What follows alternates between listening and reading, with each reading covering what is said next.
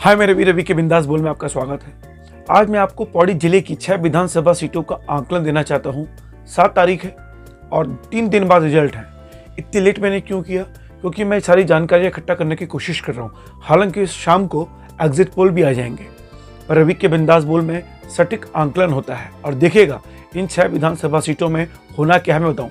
पहले आप ही जान लीजिए कि पौड़ी की 6 विधानसभा कौन कौन सी हैं।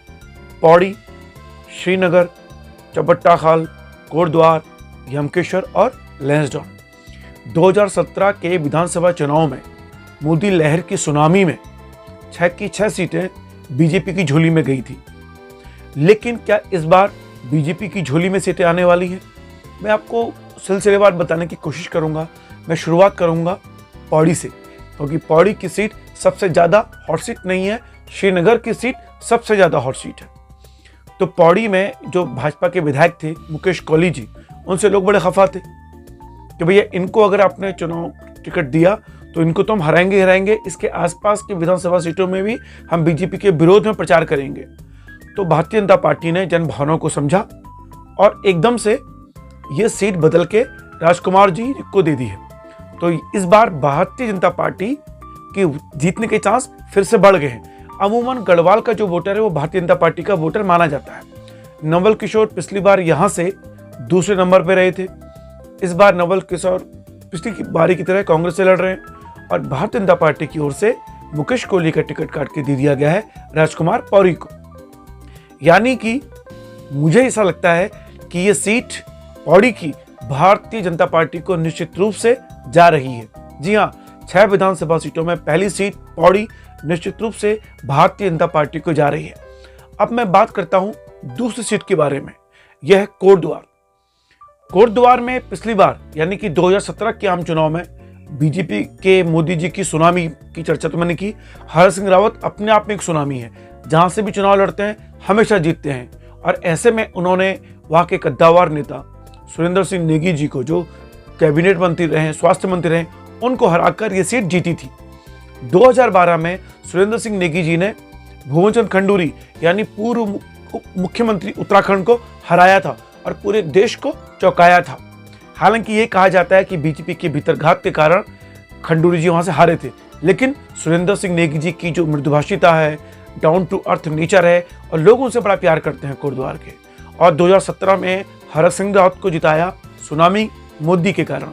लेकिन वो लोग बड़े खफा हो गए क्योंकि हर सिंह रावत ने कोई काम नहीं किया, ऐसा कोटद्वार के लोगों ने कहा। और मैंने व्यक्तिगत रूप से कोटद्वार की सीट का आंकलन किया था, विश्लेषण किया था, वहां मैंने सर्वे किया था और यह पाया था कि निश्चित रूप से सुरेंद्र सिंह नेगी 2022 में जीतने जा रहे हैं। यानी कि 2022 में कोई भी खड़ा होता, सुरेंद्र सिंह नेगी जी निश्चित रूप से जीतने वाले थे, क्योंकि कोटद्वार के लोगों ने कहा हम अपनी गलती सुधारना चाहते हैं, हम अपने नेता सुरेंद्र सिंह नेगी को जिताना चाहते हैं। रितु खंडूरी जी को, जो पहले यमकेश्वर की विधायक थी, उन्हें यहां से टिकट दे दिया गया। निश्चित रूप से रितु खंडूरी हारने के लिए यहां आ रही है। अब मैं बात करता हूं कि लैंसडाउन के बारे में। लैंसडाउन की सीट की बड़ी चर्चा रही है। लैंसडाउन में दिलीप सिंह रावत यानी महंत दिलीप सिंह रावत लैंसडाउन में महंत दिलीप सिंह रावत के जीत के चर्चे हैं। लेकिन हर सिंह रावत की पुत्रवधू अनुकृति गुस्साई यहां से लड़ रही हैं। तो ऐसे में क्या जीत पाएंगे हमारे महंत दिलीप सिंह रावत जी? देखिए, दिलीप सिंह रावत जी की जो छवि है, बहुत मृदुभाषी माने जाते हैं, डाउन टू अर्थ हैं।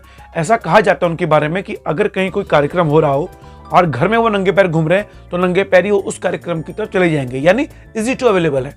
कभी भी उनको आप फोन करो तुरंत हाजिर मिलेंगे।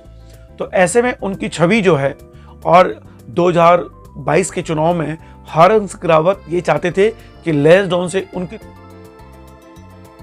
या मुझे टिकट दिया जाए, अनुकृति गोसाई को टिकट दिया, बड़ा तंज कसा था। और महंत दिलीप सिंह रावत जी का ये जो बयान था कि मैं बहुविकल्पधारी नहीं हूं, यानी उन्होंने तंज कसा था हर सिंह रावत जी को कि वो बहुविकल्पधारी हैं, कहीं से भी चुनाव लड़ लेते हैं, मेरी एक ही पत्नी है, मेरे लिए एक ही सीट है। और जब उन्होंने एक ही पत्नी का जिक्र किया तो इसके कई कयास लगाए गए। इस पर खुली चर्चा मैं नहीं करूंगा, लेकिन डिस्क्रिप्शन पर एक लिंक है हर सिंह रावत जी के बारे में, उसको सुनिएगा जरूर। तो ये जो बयान था बहुविकल्पधारी वाला, उसका आशय आप समझ पाएंगे। मैं खुलेआम इस वीडियो पे नहीं कह सकता क्योंकि मैं विश्लेषण कर रहा हूं कि कौन जीतेगा। आगे बढ़ने से पहले एक इल्तिजा आपसे करना चाहता हूं कि इस चैनल को सब्सक्राइब कीजिए प्लीज़। आपको करना क्या है, आपको अपने यूट्यूब पे जाना है, वहाँ रवि के बिंदास बोल टाइप करना है और चैनल को सब्सक्राइब कर देना है और बेल आइकन दबाना है, जिससे आप ये जान सकें कि आपको नोटिफिकेशन मिल सके। और अगर मेरा वीडियो देख पा रहे हैं यूट्यूब में तो तुरंत लाल आपको दिखाई देगा सब्सक्राइब, उसको बटन दबाइए, सब्सक्राइब हो जाएगा, काला हो जाएगा। फिलहाल आगे देखिए इस पूरी वीडियो को। तो पौड़ी से कौन जीत रहे हैं? बीजेपी के राजकुमार जी। लैंसडाउन से कौन जीत रहे हैं? महंत दिलीप सिंह रावत या अनुकृति गोसाई? निश्चित रूप से इस बार की लड़ाई बड़ी दिलचस्प है। कई जो ब्लॉक है, 4 ब्लॉक आते हैं यहाँ पे, रुकड़ी खाल, जहरी खाल, नानी डांडा और बिरो खाल। तो ये कहा जा रहा है कि कई ब्लॉक में निश्चित रूप से अनुकृति गोसाई बहुत आगे चल रही हैं। लेकिन इस सीट में हरक सिंह रावत पहले जीत चुके हैं, लेकिन इस सीट से दिलीप सिंह रावत एक बार भी नहीं हारे हैं। यानी उन्हें बंशीधर भगत जो कराढूंगी से विधायक हैं और 90 से विधायक हैं, उनको भी ना हारने का वरदान मिला हुआ है। उसी तरीके से महंत दिलीप सिंह रावत जी को भी ना हारने का वरदान मिला हुआ है और इसी ना हारने के वरदान के कारण उनका जो टिकट कटते कटते रह गया था वो उन्हें मिला है। हरक सिंह रावत को भाजपा छोड़नी पड़ गई या उन्हें निकालना पड़ा, सिर्फ ये किस्मत थी महंत दिलीप सिंह रावत जी की। तो मैं दावे के साथ ये कह रहा हूं, लैंसडाउन निश्चित रूप से महंत दिलीप सिंह रावत जीत रहे हैं। तो फिलहाल 3 सीटों में पौड़ी बीजेपी, कोटद्वार कांग्रेस और ये सीट लैंसडाउन दिलीप सिंह रावत जी जीत रहे हैं। अब बाकी 3 सीट की बात करता हूं। यमकेश्वर, देखिए यमकेश्वर की जो लड़ाई है बड़ी दिलचस्प है। 2012 में ये बीजेपी का गढ़ माना जाता है। 2017 में यहाँ पे कौन जीते थे ये आपको पता है, रितु खंडूरी जी जीती थी। लेकिन इस बार रितु खंडूरी को यहाँ लेके आ गए हैं, सुरेंद्र सिंह रावत जी को वहाँ भेजा गया है। कांग्रेस की ओर से लड़ रहे हैं यमकेश्वर से, और रेणु बिष्ट जो पिछली बार इंडिपेंडेंट थी और दूसरे नंबर पे आई थी, तो उनको, और कांग्रेस के सुरेंद्र सिंह रावत जी तीसरे नंबर पे आए थे। तो इस बार यमकेश्वर में रेणु बिष्ट जो इंडिपेंडेंट थी, इस बार भारतीय जनता पार्टी के टिकट से लड़ रही हैं। इंडिपेंडेंट रहते हुए दूसरे नंबर पे रही थी, यानी कि उनकी जीत के कयास ज्यादा हैं। सुरेंद्र सिंह रावत जी ने बहुत मेहनत की है, पिछली बार वो तीसरे नंबर पर रहे थे, इस बार भी मुझे लगता है कि वो हार रहे हैं। यानी यमकेश्वर भारतीय जनता पार्टी की झोली में जा रही है, ये भी आप जान लीजिए।